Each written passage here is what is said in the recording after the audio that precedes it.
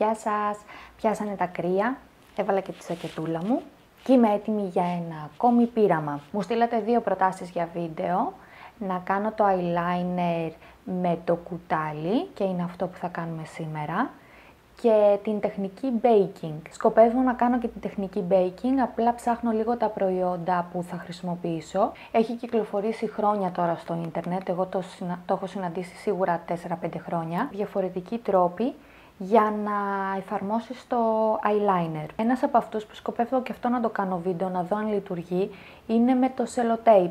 Πάμε να δοκιμάσουμε τώρα με το κουτάλι. Θεωρία είναι η εξής. Χρησιμοποιώ ως χάρακα, ως γνώμονα αυτό το κουταλάκι, το βάζω στη μύτη μου και μετά στο τέλος του ματιού και εδώ θα είναι εκεί που θα κάνω κοντινό καταρχάς για να το βλέπετε καλύτερα, απλά σας λέω πρώτα τη θεωρία. Βάζουμε πρώτα εδώ πέρα το κουτάλι στο τέλος του ματιού και εδώ θα είναι η πρώτη μας γραμμή και μετά γυρίζουμε το κουτάλι, έτσι.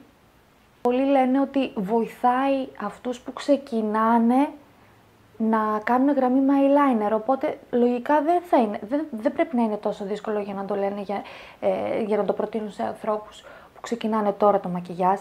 Anyway, πολυλογώ πάλι, πάμε να το δούμε. Για το τεστάκι μας αυτό θα χρησιμοποιήσω ένα πολύ οικονομικό, απλό eyeliner της ELF, μαύρο φυσικά για να βλέπετε πολύ καλά το αποτέλεσμα. Χρησιμοποιούμε λοιπόν ως γνώμονα αυτό και βλέπουμε που τελειώνει το μάτι μας. Ξέρετε αυτό το χαρακτηριστικό μύτη μάτι, ωραία, το κάνω.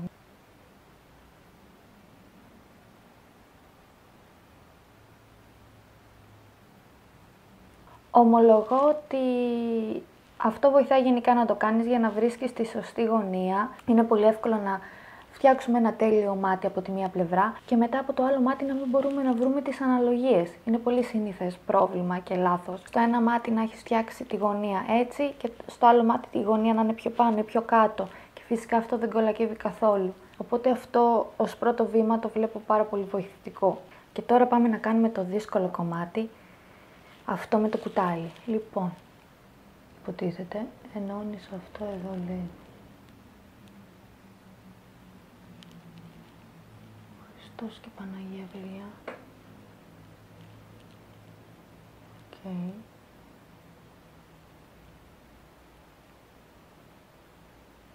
Καταρχάς, αν το μάτι σου δεν είναι ολόισιο, ενώ η ανατομία του ματιού σου, εμένα πετάγεται ο βολβός μπροστά. Πώς να το κάνω αυτό το πράγμα?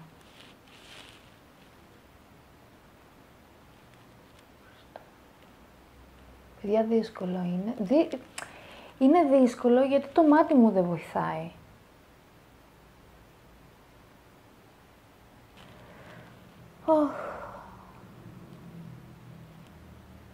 Εκεί. Καταρχάς δεν βλέπω, εγώ έχω μοιοπία.